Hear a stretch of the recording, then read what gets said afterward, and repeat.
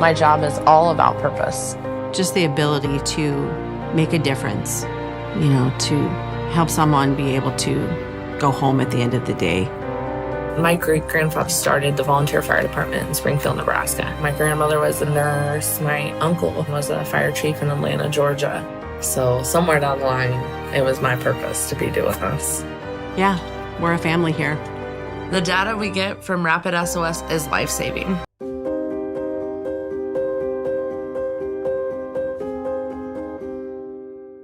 Have you ever met a 911 professional and asked, what's the worst call you've ever taken?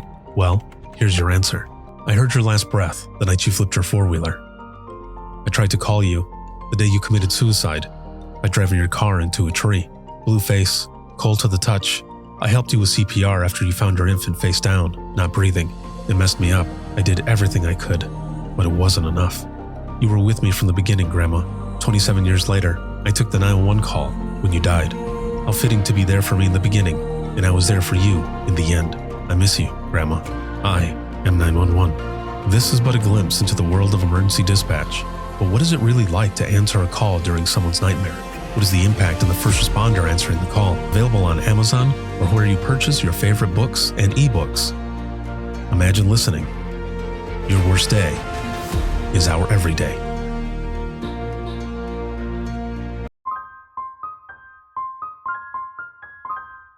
This is Jordan, and you're listening to the Code 7 Podcast Network.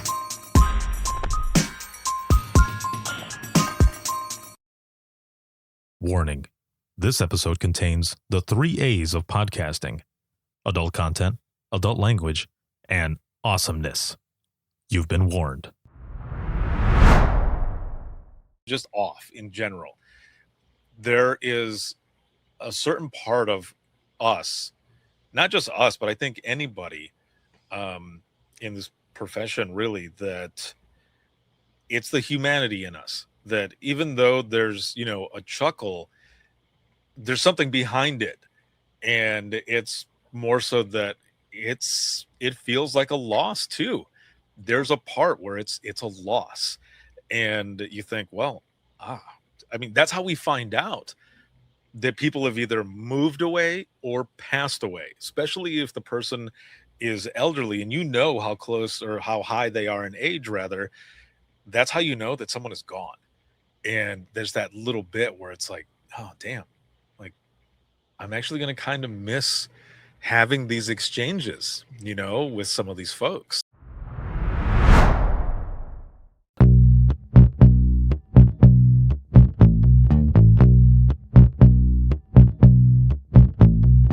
Welcome to Within the Trenches, true stories from the 911 dispatchers who live them.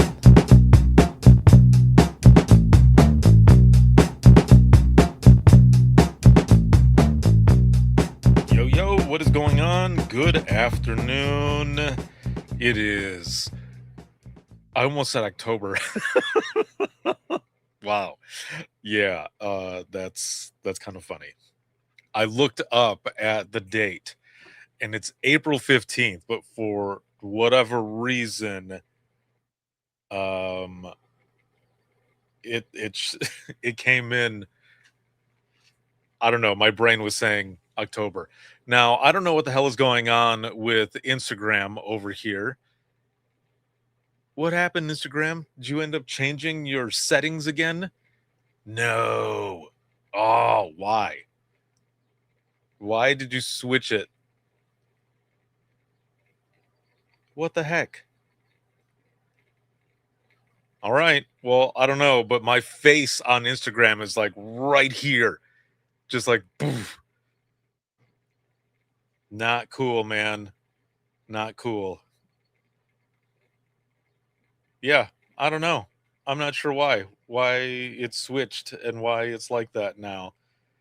But okay, I guess we'll just leave it, because there's nothing else I can do. So anyway, this live broadcast is sponsored by Rapid SOS, Safer Together, the leading AI company in public safety.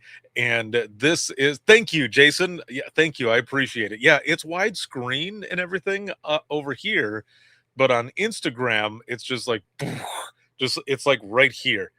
This is all you see is on Instagram. I don't know why. They had it switched where it was like profile style, and I don't know what's going on. But anyway, for those who are listening, watching live really, but those who end up listening to this, if you're listening to this in the playback through the podcast, this is going to be Within the Trenches episode 650. That's right, you are part of a live episode. I was going to record this earlier today, and then I thought, you know what? Why not go live? Let's just go live, and let's just do it this way. I'm good with that. Yeah, let's do it this way.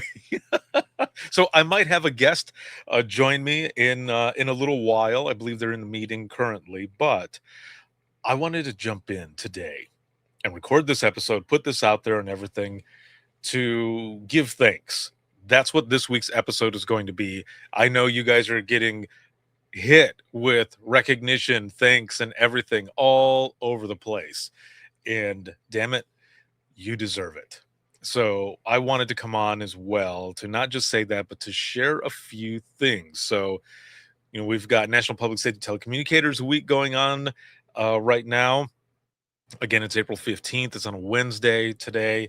And there are announcements going on all over the place. And I want to share some of those announcements from one of my partners here shortly. But I also wanted to talk about, I talked about this on open mic, but I wanted to talk about it here live as well with everyone.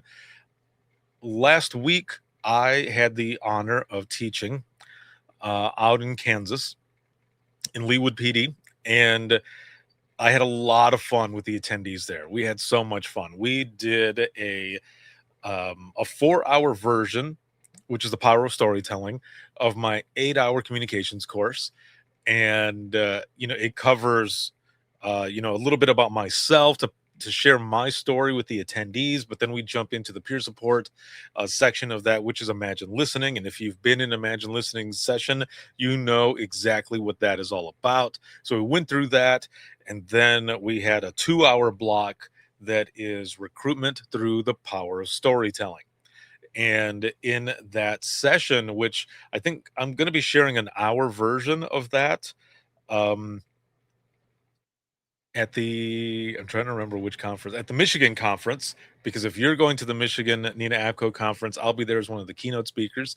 And I will also be teaching that session, an hour version of it. But the point of that session is to talk about the elements of storytelling and also how you can use your story to inspire others.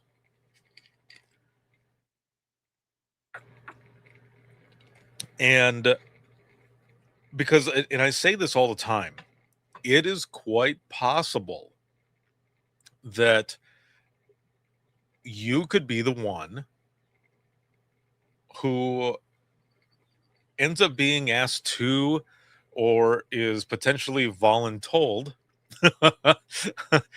to go and do the job fairs, or any of the events. Melissa, hello, how are you doing? Any of the events that might be going on that has to do with public safety. So if that were to happen, what are you going to say in the sense of about what you do? Honestly, how do you talk about your agency? How do you talk about the profession? Because the way you talk about what it is that you do can inspire another person to come and work with you. Or not just that, the way you talk about what it is that you do could also be someone's just inspiration of survival. It could happen. it could very well happen. So there's so much that can go into it. And I had fun with them because we were talking about some of the things that you could use to be able to, again, inspire someone to join the ranks. And the reason I say this too is because there have been many people that have sent in emails where they have said, because of the stories that you've shared from these 911 professionals, it made me want to be a part of something bigger than myself. Or not just that, I realized that I was not alone. And that even more so, man, that is powerful. That is what your stories can do. But also, especially as we're, talking about this week too, do you know how important you are? Every single one of you, for what you do, but in your voice and your stories. So for those who are watching and listening right now, and for those who are listening right now, who are listening just to the audio and the podcast, this is something that I want you to think about. Whether you are in public safety, even if you're not in public safety, if you're not in 911, just in general, I want you to think about something that has been rewarding or something that you're proud of. Again, if you're in 911, from 911, or whatever it is that you do, whatever line of work, just thinking about it, what is something that has been rewarding? What is something that you're proud of? Because I know a lot of times we go through and sometimes we forget. One, we forget what it was like in the beginning, right? Which sometimes leads to people eating their young. Um, but the more we talk about all this stuff, the more we realize how much the same we are. So I want to play a video for you here really quick. It's a short one. It's from probably my best friend, my homie. And I want to play this for you because this goes along with the what are you most proud of? What has been rewarding for you in the profession of 911? So let me put this on screen here really quick. Melissa says, had a good debrief this week, funeral Saturday, glad to be on days off. My condolences. My condolences. And I'm glad that you all were able to do a debrief and that you've got a little time off to reflect as well.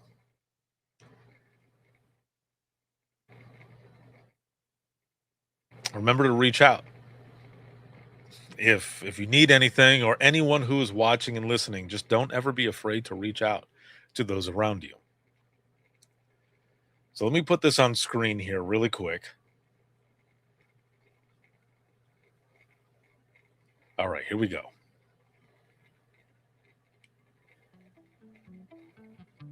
Hi, my name is Erica, and I've been a dispatcher for almost 13 years now.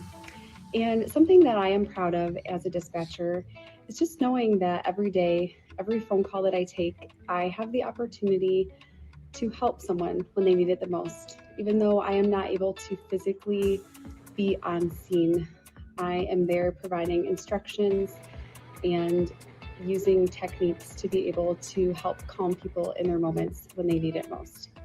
And that is what I love about being a dispatcher.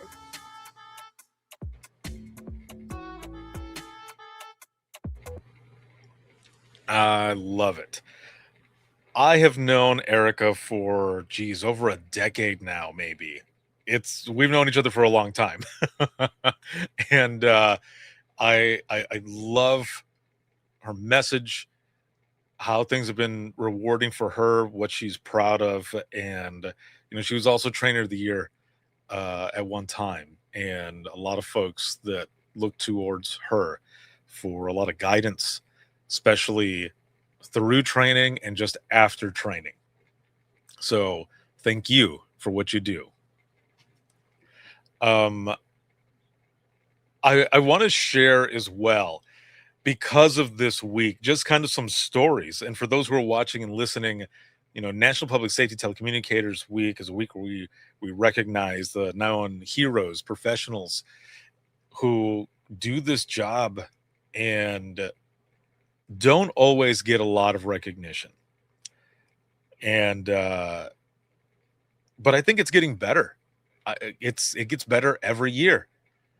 And I can say that recognition comes way more often now than before, but especially during this week. But I mean, just every single day, man, people are giving thanks, because a lot of times dispatch gets lost in the mix. But damn it, it's a new day, and we are making it. We're right up there. We've always been up there. We're just fully embracing it now, and we are in the forefront as the most vital piece of the 911 profession and the start of every call. And we're there from the beginning to the end. We would love to know more about what happens, right, with some of those, but it's definitely, it's a tough job, but it's a rewarding job, and it's definitely a career, not just a job. It is a career. Stacy over here in the comments says we deserve more than just a week. I agree. Yeah, I agree. There's a ton that you do, and people don't understand, which is why I've been doing everything in my power to be able to share your stories. And I thank you for your trust in me to share your stories to literally the entire world. It has been humbling to be a part of this journey along with you, and just to be able to play a small part in this profession to help share your stories it's been amazing. So I thank you for that as well. So for this week rather, one of the things that I love seeing the most is people just having fun, sharing pictures. And I was trying to find some that I could put up here really quick, but I did find a reel, and it looks like this is from Round Rock Police Department. And I'm gonna put it on screen. However, I will say this: I'm not gonna put the audio on. The reason is because the audio that is on this is not like the audio that I just played with the video that I created with Erica. That music I have a license for. The music that is part of this reel, I do not have a license for. And if I play the sound, this whole thing will get muted, and I don't want that to happen. So I'm going to play the video, but before I play the video, I see that I just got a message here on my private chat because my homie is here. So let me put her up on screen with me. Bam, Keely, what is going on, dude? I'm so sorry I'm late, everybody. There's just so many moving parts today. It is all good. I knew you had a meeting coming up, and I had told people already in the beginning I might have a guest on with me. So you heard what I said in the green room talking about this. So I'm going to put this on screen really quick, but I wish I would have listened to it again so that I could do the music myself, kind of nerdy style. But here we go. It's And actually, oh, I could do this. I can turn the audio off so that nothing comes over, but you can at least see the video. So here it is. Like I was saying, some of the my most favorite stuff is seeing what the dispatch centers are doing throughout the week. And this was one of them that I found that I'm going to play on here. I've got a couple of friends in this video too, but here we go. Nice.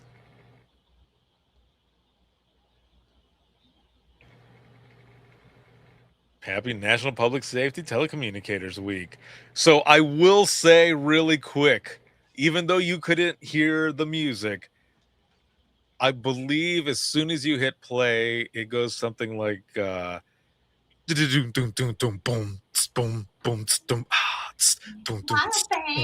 yes, that's it. Yeah. That's exactly what it is. Oh, I'm so glad you knew what that was. Of course I did. You got some tone loc, but yeah, that's exactly how the video starts. I was like, damn it, I can't play the music because it'll stop it. The very first time I played a video that had music, they had a copyright on it. I got a notification right away from Facebook saying, we just muted your live because this music is playing. I was like, oh, come on.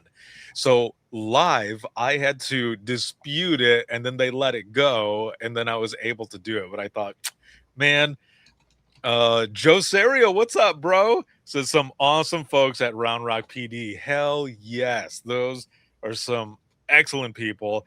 Melissa says, that's so funny.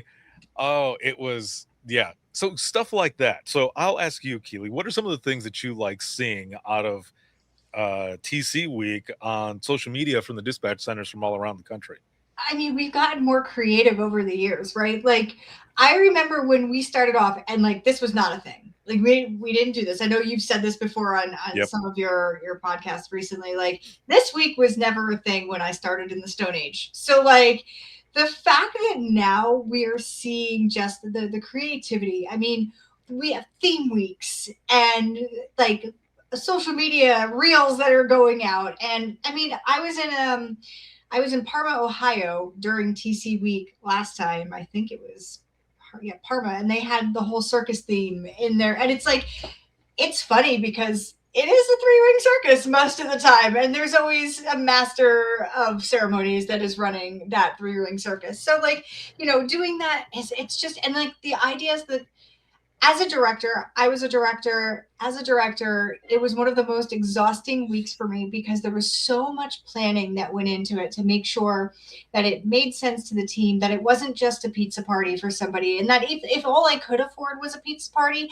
that I made it feel special. Right. That I did something that made it feel a little more than a pizza party, right? So like, it was so exhausting to see that, but like now what you're seeing is that momentum is taking over. We're like, you know, they're like, oh, last year they're like, somebody did a Friends theme, I think a couple of years ago, and that's amazing. Our girl Halcyon would have been like, just sign me up, I'm going to that ACC for the week. Right, yeah. Right, like it's just like things like that are just so the creativity, the jokes, and even the dark humor that's included. Like I had some people that picked certain Avengers to be, but they were like off-key Avengers. So like Temu Avengers. Temu Avengers. Like, so like it was really funny because it was ironic, and it was just so good. But like, just that creativity is what kind of gets me going for the week. That it's, you know, it doesn't have to be expensive. It doesn't have to be, it's just fun. It's just meant to be fun together for the week. And that even if your agencies or the field responders aren't recognizing you, you can recognize each other, and that's okay too, right? Like, you don't have to make it a big blowout. Everybody can just do a potluck and spend time together and make it something just fun for you, or something that resonates with your, make a joke out of like one of your inside jokes, make that your theme week, you know? Oh, right. Yeah. So I don't know if it was last year. It was probably a couple of years ago.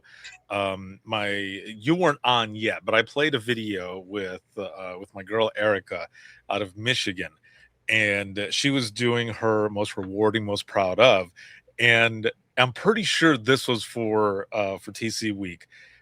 Her team, they dressed up in like gowns and they took pictures and everything. I was like, damn. I was like, you all look amazing. She goes, we had so much fun. And it was so cool to see that, because I think it was like a prom theme. I'm trying to remember now, because again, this was a few years ago, but I remember she sent me the pictures of her and her crew, and they were just killing it, man. Like they were, it was just like the posing and like just all of it. It was amazing. They were gorgeous. It was the coolest thing, man. I loved it. So yeah, you're right. It's a lot of the creativity, but also one of the things that I've been kind of harping on this week since the beginning on Sunday is also the food, because I remember being in dispatch, seeing the boxes of pizza or barbecue, or the like Subway platters type with all the sandwiches, like all of this food there, and someone coming in for a shift, and I hear them go, oh, damn. I'm like, what's wrong? It's like, I forgot that it was this week for us and everything, and look at all that food over there. I did all my food prep, and I'm also trying to watch what I eat, and those donuts and everything over there look so good as I'm there going like, yeah, tastes great. it's delicious. I used to feel so bad, but almost all the time towards the end they would be like, you know what, I'm just going to give in. I'll start the next day, or I'll start next week or whatever. Yep. But there were some folks that they held their own, and instead they went for like the fruit, because there would be fruit baskets as well. I always admire the people in dispatch that can really stick to that, because I feel like getting random scraps of food, it's like, what was his name? Mortimer? Is that the mouse in Charlotte's Web? Oh, Templeton. And it's like there's Mortgage after the lights have. I mean, because that's what it like. There are just days, and I was always impressed. Yeah, snacks, and more snacks. So many snacks. I think that we should put up a picture of Templeton, because this is what this week looks like at the end. Is like, it's a smorgasbord. There is so much, and then like you always have that one dispatcher who's like, they hit the gym on their days off and they stick to the plan. I used to work with one. I love her to death. She's still out there working, so she's watching high. But she literally was the only person I knew who could come in with a full-size lunchbox, because she was a bodybuilder, right? Full size with all the things she needed, high protein, all the things. And like, despite the fact that we're like throwing all this food at her, she'd be like, nah, I got my stuff. And I'm like, I would cave like every time. I'm like, but the donuts, look at the pastries, look at the pizza. Like, I can't do that. That's not this week. I'm always so impressed with those who, and like, listen, we understand, like, we sit all the time. We should probably do better at taking care of ourselves, but it's just for the week. Yeah. But some of that stuff stays. I know. Well, that's when you go, and like a week later, me and my deputy used to go in and we would actually put out the Purge, the show The Purge. Oh, okay. Movie. Yeah. And we would send out an email, and it's like, The Purge is coming, and everybody knew that they had to get their stuff. Templeton! They had to get their stuff out of the fridge, because we were going to throw everything out if it didn't have a name or a label on it. So you had to get it out of there, and you could put it back when we were done. For those who are just listening to the audio, I just put the picture on the screen of Templeton just swimming in food, like Scrooge McDuck swimming through his gold coins. But this is all types of food, and this is exactly, you're right, dude, this is exactly what it's like in dispatch during dispatch week. Look how happy he is. He's so happy. And he sings too. So it can't Oh, be bad. There's music. right. Yeah. Yeah. That has to be one of my favorites there. But I remember, you know, when I was a supervisor for our teams, like we each made like a bunch of stuff for our people, and we just, you know, we had them in bags and stuff. And I thought that was really cool as well. It was our way as the supervisors, the heads of the teams, to, you know, give our recognition as well, and to just be like, you know, thanks for everything that you do on our team. You know, sometimes, you know, things are tough, but when the shit hits the fan, we are all working like a well-oiled machine. And I, I know that you feel the same way, because I know we've talked about this, and I'm sure everyone who's watching and listening feels the same way too. The stuff that we've gone through, no one will ever know what that was like. They might have had something similar, but not the exact situation. And you might be able to understand, but you'll never know what it was like to be part of some of those calls. In some of those moments is where your bond truly comes together with some of these folks that you work with. It's so true.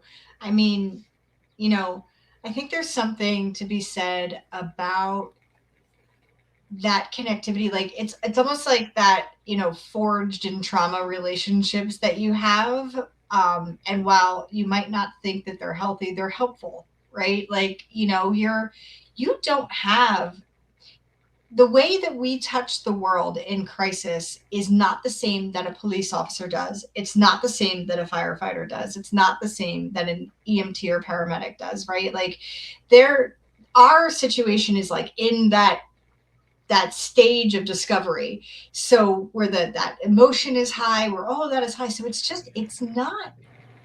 not the same as what our counterparts must experience. And while it's similar and so still helpful, it's just, this is where that brother sisterhood kind of comes in. Yes, right. It's the honest, quickest bond. That's a good way to put it.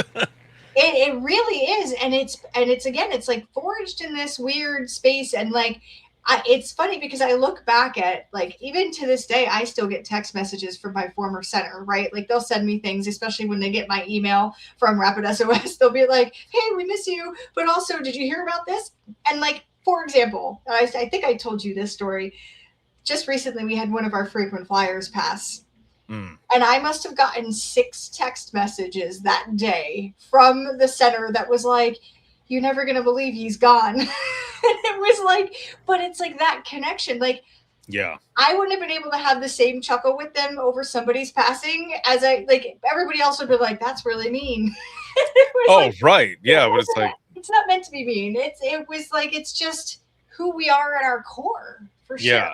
And it's also, you know, for those who are watching, listening, that don't understand, it's also a way to cope with something as well, because no matter how many times a person calls, no matter how many outrageous things they say to you, or, you know, that might come off as just off in general, there is a certain part of us, not just us, but I think anybody in this profession, really, that it's the humanity in us, that even though there's, you know, a chuckle, there's something behind it. And it's more so that it feels like a loss too. There's a part where it's a loss, and you think, well, I mean, that's how we find out that people have either moved away or passed away, especially if the person is elderly and you know how close or how high they are in age, rather. That's how you know that someone is gone. And there's that little bit where it's like, oh, damn, like, I'm actually going to kind of miss having these exchanges, you know, with some of these folks. And it's a weird thing, but I think it's, you know, it's a good thing as well. You know, we're able to let that go, but also think about some of the stuff that there was before. It's an interesting profession, all of it. Interesting is probably an understatement, Ricardo. Well, that's why I said it that way. an understatement for a term. It is like nothing else. Years ago, there was a great, I can't remember the article, but we're going back a long time. Like tablets or? Probably. Oh, okay. Slate stones. Yeah. And there was an article that went out about dispatchers that are administrative assistants and nothing more. And it was before the whole movement was happening, before all of those things. And right after that happened, we used to serve the public too at the window. I know many of you are out in space who do that, where you take the walk-ins that come into your police departments. And it was court day. And I have a picture of this, and I should find it and send it to you. But it was court day, and they were standing on the other side of that glass. And they didn't really realize that like somebody was standing there, like I could see her, but she was using it to fix her hair. So she's brushing her hair in it. And then she takes her brush, cleans out the hair, and sticks it into the slot under the window where like people would pass their ID to us and stuff. Yeah. And I remember taking a picture of it, and I was like, oh, I guess your administrative assistants do that too, huh? And it's like, not the same job. We are not the same. No, not at all. Huh. I have a picture of it. It was on my Facebook. Yeah, you're going to have to send it to me. Catherine, hey, happy National Public Safety Telecommunicators Week to you as well. And, I remember some of that as well, because when I first started out dispatching at the single seat PD in Frostproof, it was like that. People would walk in and they would make their complaints. And it was just a single pane of glass that anybody could reach over if they wanted to do something to me or any of my coworkers, but also, to slip something in. And no one ever left me a brush like that. No, but I did have a time where I went to go use the restroom, and I call over the radio to the officer and tell him I'll be 10-7 down the hall. And he's like, 10-4 on your code brown. I was like, dude, why you got to be a dick?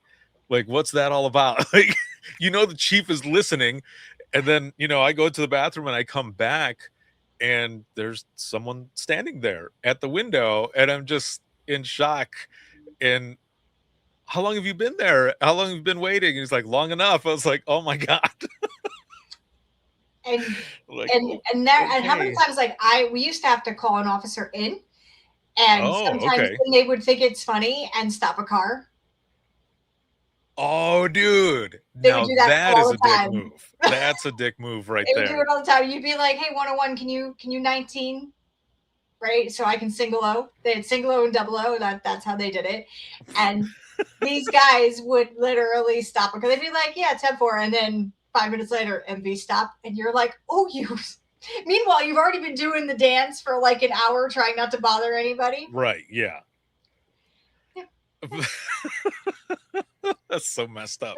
But it's like, this is the reality, right? Like, there's so many places that still operate in smaller centers where this is still a motion where you might be alone in the center, right, for sure. And these are some of the challenges that you have being alone. And you take the portable with you, and hopefully, hope you don't key up. Hopefully you don't key up. Hopefully you don't hit the button and transmit over like burnt, or anything else. You're like, I was just washing my hands. I swear. Sure. Water doesn't trickle that way. Oh man. So I want to share a story really quick. It was from last week. I've shared it a couple times. You know which story I'm going to share, but the names that I see here, I don't believe are the same ones that were here during open mic. I think Joe and maybe Catherine were, but I'm not sure about everybody else. But also, this is part of the podcast because this is a live episode that we're doing. And this episode's going to be going out on all podcast platforms after this. So before I show a couple videos that I have, I wanted to mention this because it's still it still gets me that this is something that actually happened. And people will ask, like, did you guys really get like just outrageous calls? Or, is it all emergencies? And we're like, no, the majority of the calls that come in at 911 are not emergencies, believe it or not. It's sometimes it's people calling in for fireworks times or parade times, or can you tell me when trick-or-treating is? Like, give me a moment because I'm working in an emergency. You can probably look it up online, but if you are willing to hold, I'll put you on hold. And a lot of times people would say, yeah, I'll go ahead and hold. Like, okay. All right. Or I would tell them, call in the non-emergency line. You're going to get me anyway, but I'm going to put you on hold almost immediately after I'm confirmed that it's you. And they're like, all right, cool. But so there are some things that are unbelievable that happen. Wait, Melissa says, what's the number to the dentist? Is that something real? Like, did that happen to you? I have gotten, how do I get What? to certain locations? What time? I've gotten that one too. We have a parade in town. What time does the parade start? And then my partner was like, this is a 911 center, not Parade Central. Like, it's insane to me. I had a guy ask me what the traffic was on the Parkway, which isn't even in our jurisdiction.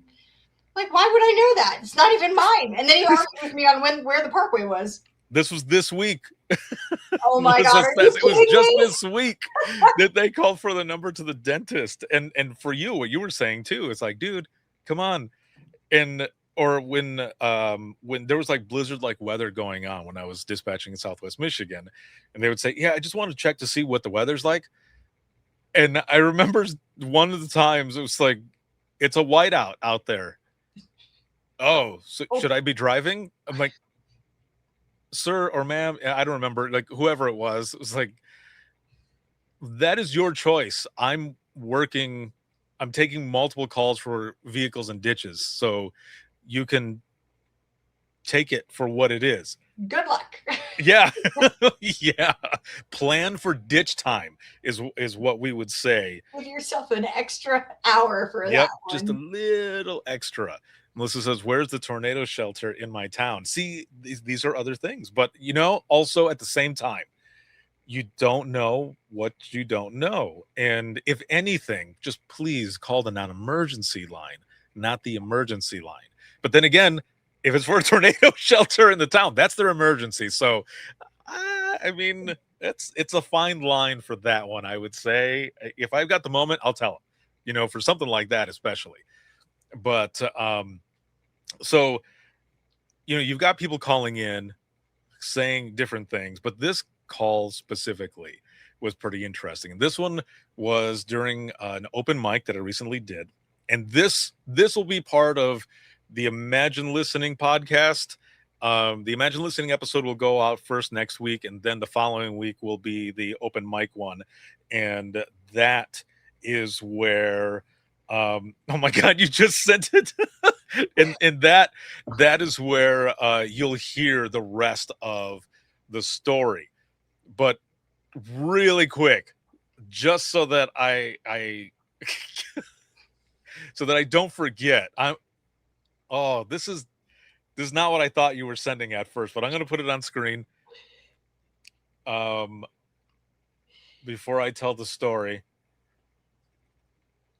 Oh, hold on. I have to actually take it out of there first. Okay, one second, people. Stand by, all. Yeah, stand by as we're doing this. And for those who are listening to the audio only, I am currently putting up a picture that was just sent over that looks kind of gross. And I will have Keely explain it here. Okay, I have it. And now I can put it on I'm screen apologizing here. in advance, everybody. There it is right there. You explain this for those who are listening to audio only. So the picture I have sent is literally, it's the bulletproof glass window with the metal bin underneath it where you can pass, ID, paperwork, whatever you need to. And I am standing on the dispatch side of that window, and in the hallway outside, which you can't see, it's not a great picture of it. There's Catherine's like, nope, I see. Nope. I know. Nope. So like that hallway is where the main public always comes in, and to the left is actually the judge's entrance to the courtroom. To the right is the court, right? So like the judge has to walk through that hallway to go into the courtroom. and people would notoriously, especially if they had warrants or something they needed to settle, they would be at our window and we would be handling that during the day. And she had brushed her hair. Now this is actually before they put the tint on the window, so you can see through it. It's just that we live in the dark, as you can see in the picture, that we are very dark in that room. And I'm so sorry, Catherine. I'm so sorry. Grosses me out, she says. But she literally stood there. Now, mind you, I am standing there, so like I can see her, but again, it's very dark in there, so you can't really see me. I'm just standing there. And she pulls the hair out of her brush and then sticks it in the bin and then sticks it underneath there and just left it. And that was my caption is, so for those of you who think 911 people have no right to be rude or don't deserve raises, or even that we don't have to deal with anyone, this fine citizen our window and then cleaned her hairbrush and shoved it under our window into the dispatch center. Does that happen at your desk job? So this is back when I used to do public lessons. I used to do like public lesson 101. I was a little bitter at the time. I was a little burnt out. There was self-awareness, but yeah, so that is it actually happened. Oh man. Yeah, that is gross and gnarly. That was circa 2012, just so you know. 2012, August 22nd, 2012. Holy moly. July 22nd, 2013 was my last day in dispatch. So, oh, wow. Okay, well, there you go. So that's just one of the things where you think, does this really happen? Yes, it does really happen. This is real life, okay? This is real life. So a call comes in, okay? And for those who are watching and listening right now, I want you to really pay attention to this, because I want to know what you think. And if you know the answer, don't put it in the comments yet, because there are some folks who have not heard the story yet. So call comes in. It's a guy saying that he needs help finding his wife because his wife is missing.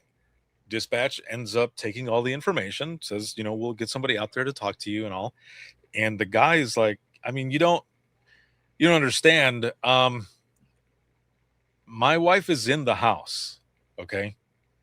She's in the house, but I can't find her, which is why I need an officer to come out to help me find her. So dispatch is thinking like, this doesn't sound right. Like, why, how can you, sir, how can you not find your wife if you know she's there? How can you not find her? So for those who are watching and listening, again, if you know the answer, don't say anything yet. But for those who don't know, put in the comments what you think is going on or the reason. He knows that she's in there. And I will say, the last time I shared this, a lot of people were describing what could be like a Dateline episode, the possibilities. And so, Keely, I know you know the answer, but beforehand, what were some of the things that you were thinking? Oh God, I was like, this woman's dead. That's like the first thing I was like, she's dead, and she has been dead for a hot minute. Like, that's exactly what I was thinking. Yeah. And you're not the only one. A lot of people were saying the same thing. Others were saying, maybe she's a ghost. Maybe she's a ghost. And let's see. Melissa says, did he have dementia? Okay, that's a good answer. That's a good answer, because, a lot of times when we're taking these calls, we don't fully know. Let me see something here as I'm looking through this. What are some of the other answers that you might have? I mean, I definitely like the ghost one, right? Because like, does he have dementia? Could this be like, now are you dealing with a psych? Like, right. Yeah. Is it something like that that's going on? Because now there are other things that are part of that, in the sense that officer safety, right? Officer safety, you're sending somebody out there, and you're going to have to go through it or send other people over there. Now, I know that you have, Keely, I know that you have another thing that you have to do here soon. So if you need to drop off, go ahead. I will continue on. But Melissa, so no, you're good. You're good. You mentioned the dementia, and that is a very good answer. So I'll just go ahead and jump in and say it. Oh, wait, Melissa's a bad game of hide and seek. You know, you're not far off. Okay? You're not far off. Because here's the thing. Dispatch asks, like, how can you not find the person? And the caller says, well, it's because I'm blind.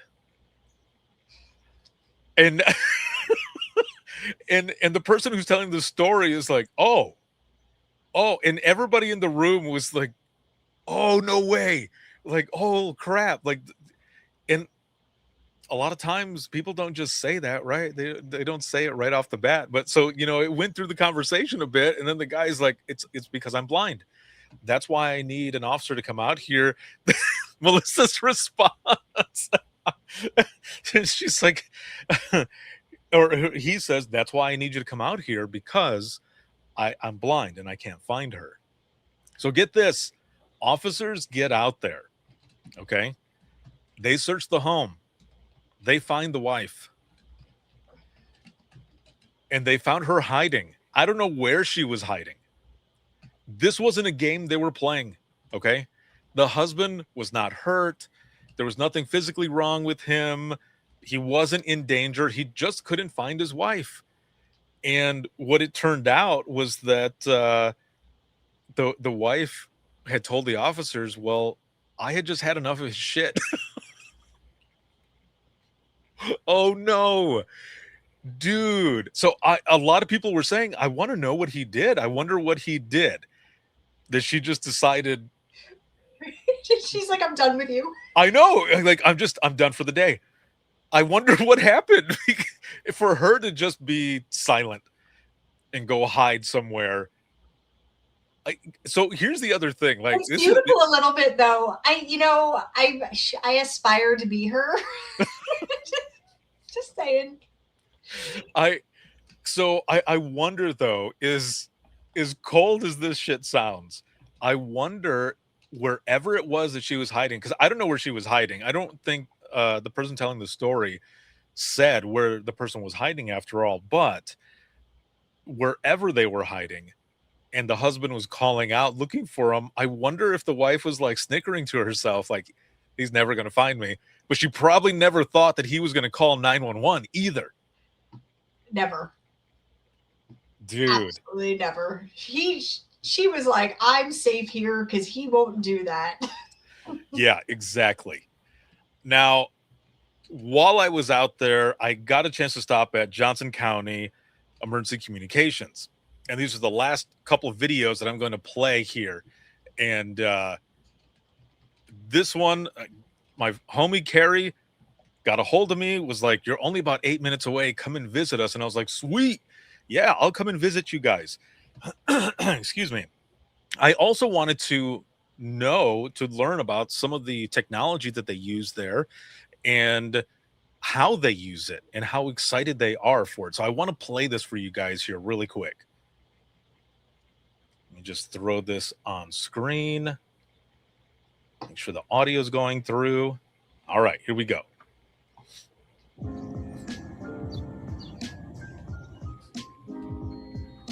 My name is Carrie Bear. I am the lead operational point of contact at Johnson County Emergency Communications Center. I've been here for working on year number 14. It's more like 27 with overtime though. Love that so much. This is another call where you can see that this little green ping is where she is, and she's moving actually around the house. So you can see that's her, just steps through the house. So Rapid SOS really gives us a real-time picture of what they're doing as they're walking around getting things ready for 911 to arrive. Rapid SOS has more information that is more real-time and helps us to be more informed and able to give our crews even more information. I love it. I think what excites us the most is that, well, not us, me. What excites me the most, both as a trainer and a leader in the department, is that it just gives us the opportunity to always stay one step ahead, whether that is preparing our crews for what they're walking into or being able to provide top-notch service to the citizens when they're in need of help in an emergency. It just helps us to be even more prepared and ready to be there to help them. And that's, to me, what sets us apart. The more technological advances we have, the better availability and option we have to serve our citizens and to help when people are in true emergencies. I think that in our industry, change can be uncomfortable, but uncomfortable can be good. And we have to learn to grow with it and really embrace it because it is the future. Yeah. Well done, Carrie Bear. Or as Keely said, Care Bear. Care Bear. I love Yeah. her. I want her name, or I just want her to walk around with a Care Bear shirt on. Carrie is awesome. And thank you, Carrie, for inviting me in. That was one of the coolest things. And to be able to sit there and just chill with your crew and be welcome in that way, that was amazing. I loved it. And Connor, what up, Brosif? What is going on? Any good games lately? I just beat Resident Evil 9. So there's one last video I want to play before we wrap up here. There's 2 thank yous. And I know you guys have been getting thank yous up the ass all over the place.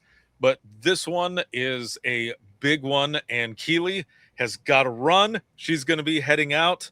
And hopefully I can jump in over there with you as we're going. So I'll send you a message here soon. But thank you so very much for jumping in. Bye, everybody. We'll have talk to you all happy soon. Telecommunicators Week. I hope you guys all have fun. Yeah. Thank you again. Of course. So Joe down there saying had Carrie in class in Kansas. She's awesome. Hell yes, she is. She is one of the coolest. So again, Carrie, thank you so very much. The last video that I want to play here, it has been played all over social media already, and this is a big thing. So for all of you here, you may or may not know this. I have a partnership with Rapid SOS through the podcast, and also assist them with storytelling, marketing, and some other stuff. And I get to take part in some of the special projects that go along. I've done voiceovers and just a lot of cool things, while they also help push what I do in the longevity of Within the Trenches podcast, which I really appreciate. So I've been hanging on to this one for a little while now. I've been privy to to what I'm about to show you. And again, you've probably seen it all over social media already, but this is really cool. And this is a thank you from not only Rapid SOS, but someone that you have probably seen as well. So let me go ahead and play this, and then we'll talk about this. I could never do that job. Thank God for them. I just got to spend some time with the 911 dispatchers. At first, the word that comes to my mind, I think it's humbling. It's amazing to learn other perspectives, especially in emergency situations, people that handle high stress jobs, like all first responders, but someone that was a beneficiary of 911 dispatch. You know, I think we kind of take that for granted that they're just there. You know, I really do. I know I have in the past. That's what I really learned. There's really, really great sacrifice. I don't have to scream very loud, but it'll scream in perpetuity. Let's help our helpers.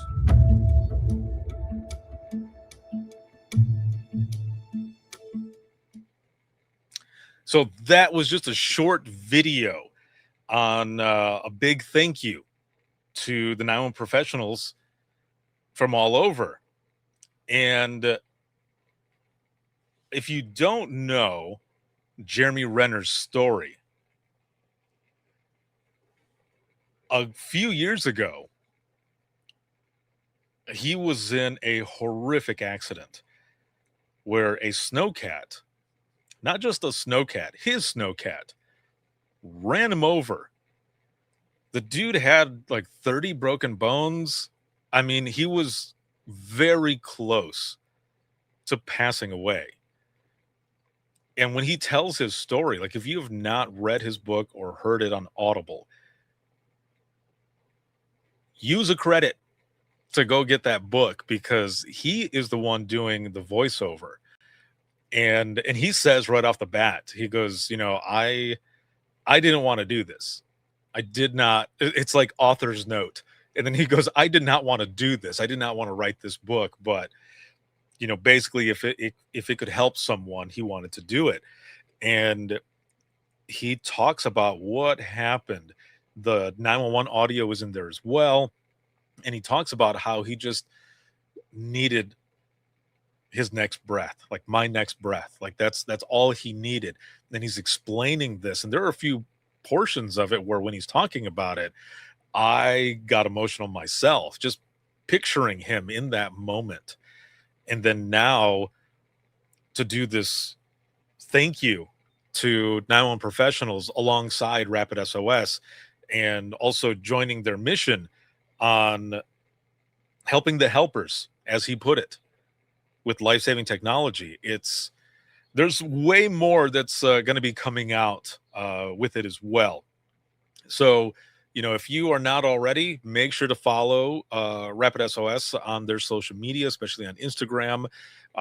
They're sharing this all over the place, but how awesome for him to go to the center where all this happened too, and to meet all these folks. I mean, he says some of his best friends are in the fire department too. And, to meet everyone and spend that time to learn more about what 911 does. So that was really cool. And I mean, how awesome would it be to have him on the podcast to talk about that as well? I'm not saying that's happening. That's not what I'm saying. I'm just saying, how cool would it be? It would be pretty cool. But also, I really want the dispatcher to be on who took that call, because you hear the person talking and just holding their own, and they are just crushing it. So for the dispatcher who took the call, I would love to have you on the podcast to share your story.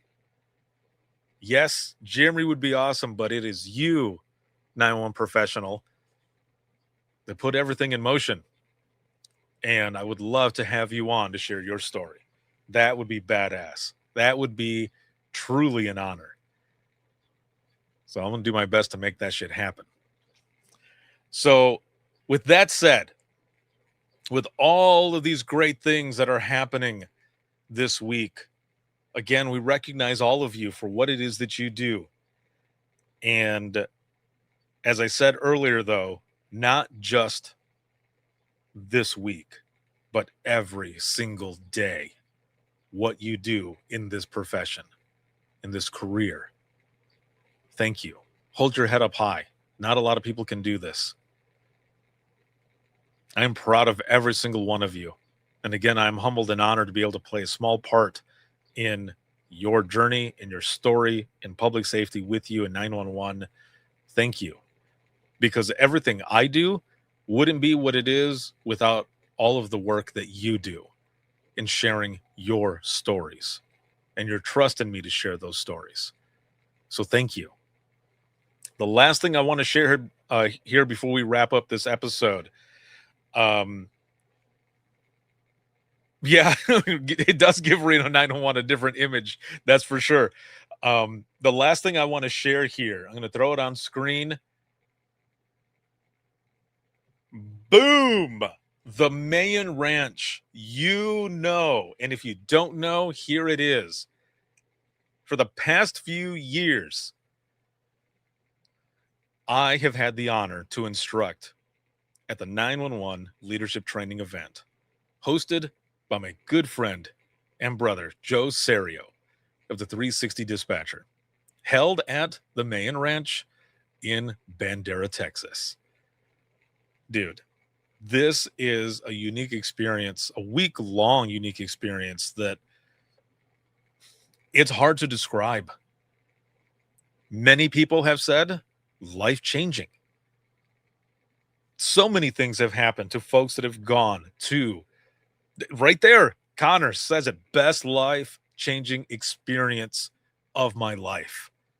There you have it. The proof is there. Boom. Coming from an attendee. This usually sells out, excuse me, a year in advance. However, I have one spot open for you. I've done a giveaway before. The last one I did was for Dare to Be Great 6. This one is for National Public Safety Telecommunicators Week 2026.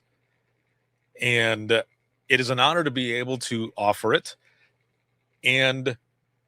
But there are rules, okay? Like everything, there are rules. The registration for this, and a shit ton of people have already registered for this. And I'm putting this episode out today, so anyone listening will be able to go and do what they need to do. So in the comments, what I am putting in there is what you need, because in the past, I have put this out on social media. Well, I'm trying to really build the Trenches community on the Circle platform. And the reason for that is because not everyone has Instagram, not everyone has Facebook.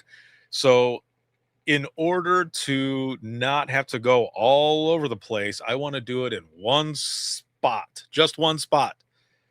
So on the Circle platform, you simply go to links, and that is links with 2 i's.co/IM911.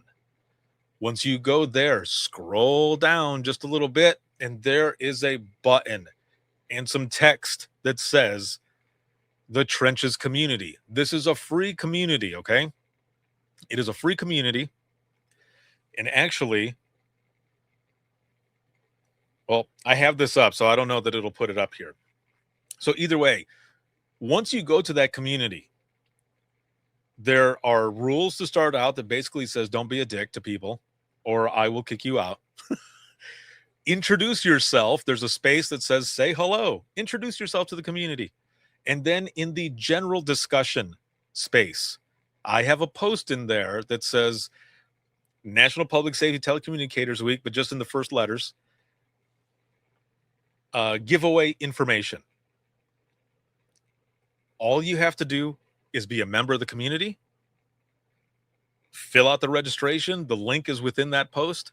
And within that exact same post, not on social media, within that exact same post, you just comment and say done or registered, whichever, just so that I know. And if it's shared out anywhere else and you're not a member of the community, I'm cross-referencing. So if I don't see your name in there, your entry is toast. That's it. That's all you have to do. And if you happen to be the winner, you get a free registration. Now, you have to find your way there. You have to find your way there to the actual place. But the spot, that one spot that I have for you and that registration is free. You just got to get there. And this is going to be for this coming September. So you got plenty of time to get everything figured out. But I promise you, it is going to be worth it. And I just want to thank Joe for having me there as the closer with my Imagine Listening session, to be able to be there with the attendees, to record episodes with them for the podcast, to record the things that we have been working on with the mental health stuff, but also we did a live last time. We did an open mic live from the saloon area, the Roundup Room is what it was called, right? The Roundup Room. And that was hilarious. We definitely need to do that again. That was very well received. People loved it. But either way, it is definitely a life-changing experience. And Melissa, you did do it right. Yes. But yeah, that giveaway is going on. And Friday afternoon, I will be going live in the community to talk about what has been going on this past week, but also to do the giveaway live. So you've got just a couple more days because around noon is when I'm going to cut it off. But you have all that time. This is one thing you do not want to miss out on. There you have it. Thank you all very, very much for joining me for this live podcast episode. Usually it's an open mic live, but this is Within the Trenches episode 650. And as soon as I have this is off air, I'm going to upload that audio and it's going to be available for everyone to listen to. So again, thank you for being here. Thank you for what you do in this profession, this career that you have in 911. Thank you for what you do. This live episode, this broadcast has been sponsored by Rapid SOS, Safer Together, the leading AI company in public safety. And shout out to subscribers as always. Thank you for everything. As I've said before, and I will always say, it's because of you that I am where I am at, and your stories, and your trust in me to share your stories. So thank you. I am and will always be a huge advocate for all of you and what you do. And I'm very proud to be able to do it. Honored and humbled. If you have any comments, questions, you ever want to be a guest on the show to share your story, whether you are new to dispatch, seasoned, or retired, I would love to share your story. I've been doing it for over a decade, and this is my passion. And you can simply go to links.co, and that's links with 2 i's.co/IM911, and you'll find everything there. Email, social media, where to follow, where to hear the latest episodes of Within the Trenches podcast, as well as the Imagine Listening podcast, the link for the Trenches community, where there's over 200 hours of free continuing education, as well as 45 rounds of the Dispatchers Roundtable and several hours worth of the Public Safety Showcase, all for free for you to go there, network, and connect. And the link is there. Also, you can find volume 1 and 2 of Imagine Listening, and then any podcast dispatch merch. All of it is listed there. Once again, links with 2 i's.co/IM911. And then this can be seen on Facebook, LinkedIn Live, YouTube, as well as X. And then there are clips on Facebook Reels, Instagram Reels, as well as TikTok. And then for the audio, you can listen 24/7 on Apple Podcasts, iHeartRadio, Spotify, your favorite podcasting app, and withinthetrenches.net. Have a good one, everyone. And we will see you all in the next one.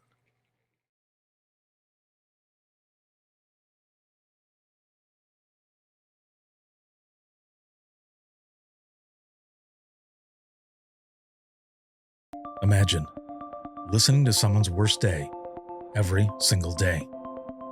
Imagine listening as someone experiences life, through their worst nightmare to the miracle of birth or a life saved. I'm Ricardo Martinez, a former 911 dispatcher, and for years I've been recording the voices of a hidden world, ours. I've provided a space for 911 dispatchers to share their powerful stories. It started as a peer support session and continues. Dispatchers sitting together, sharing out loud, or writing down what they couldn't say. Some stories will grip you. Stories of heartbreak, resilience, and calls that haunt us long after the line goes quiet. But Imagine Listening is more than heavy emotion. It's about healing. It's about laughing through the chaos, lifting each other up, and reminding the world that dispatchers are human too. The lighthearted will balance the heavy. Experience the power of storytelling, a podcast for the thin gold line and those who want to understand it. This is Imagine Listening. Your worst day is our everyday. Subscribe now wherever you listen to your favorite podcasts.